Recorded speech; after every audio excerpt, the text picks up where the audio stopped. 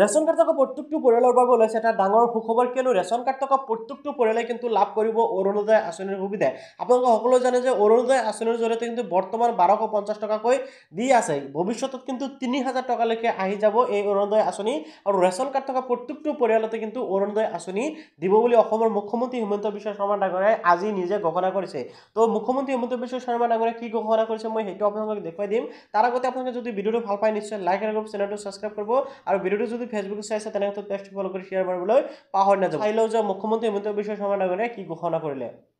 এতিয়া যাৰ যাৰ অৰুণোদয় নাই কিন্তু ৰেচন কাৰ্ড আছে হাত ডাঙক এতিয়া আপোনালোক বহক তাৰমানে এতিয়া যদি মই ৰেচন কাৰ্ড যাৰ যাৰ ঘৰত আছে তাক এটা এটা অৰুণোদয় দিও ঝামেলাটো মৰি যাবনে নাই যাবনে নাই যাই যদি অলপ ডাঙৰ কৰি হাত চাপৰি বজাব লাগিব নহলে কেনে এতিয়া আমাৰ চৰকাৰে কি কৰিব খুজিছে যে যাৰ যাৰ ঘৰত ৰেচন কাৰ্ড আছে প্ৰতিটো ঘৰতে আমি পৰ্যায়ক্ৰমে অৰুণোদয় আঁচনি দিব খুজিছো যাতে ৰেচন কাৰ্ডতো একেটা মানুহে হাত উঠায় অৰুণোদয়টো একেলগে হাত উঠায় এতিয়া আমাৰ নেক্সট পৰ্যায় আমি সেইটোলৈকে আগবাঢ়ি গৈছো ৰেচন কাৰ্ড হল ৰেচন কাৰ্ডৰ লগত অৰুণোদয় হল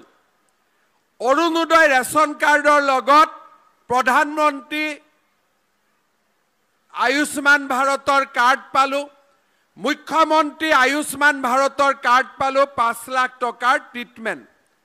লগত একোটাকৈ গেছৰ কানেকশ্যন আশা কৰছি নিশ্চয় দেখা পালে তো অৰুণোদয় থকা প্ৰত্যেকটো পৰিয়ালে কিন্তু লাহে লাহে কি কৰিব অসম চৰকাৰৰ তৰফৰ পৰা কি কৰিব লাহে লাহে অৰুণোদয় কি ৰেচন কাৰ্ড থকা প্ৰত্যেকটো পৰিয়ালকে কি কৰা হ'ব অৰুণোদয়ৰ আঁচনি টকা দিয়া হ'ব মানে ৰেচন কাৰ্ড আছে মানে অৰুণোদয় পাব অৰুণোদয় থকা মানে ৰেচন কাৰ্ড থাকিব তো এনেকুৱা এটা সিদ্ধান্ত গ্ৰহণ কৰিছে অসম চৰকাৰৰ তৰফৰ পৰা দেখা যাওক ভৱিষ্যতত ইয়াৰ ফলাফল কি পোৱা যায় তো আপোনালোকে যদি আপডেটটো পাই ভাল পাইছে নিশ্চয় লাইক কৰিবলৈ পাহৰি নাযাব আৰু চেনেলটো সাবস্ক্ৰাইব কৰিবলৈ পাহৰি নাযাব আগলৈ এনেকুৱা ইম্পৰ্টেন্ট আপডেটসমূহ পাবলৈ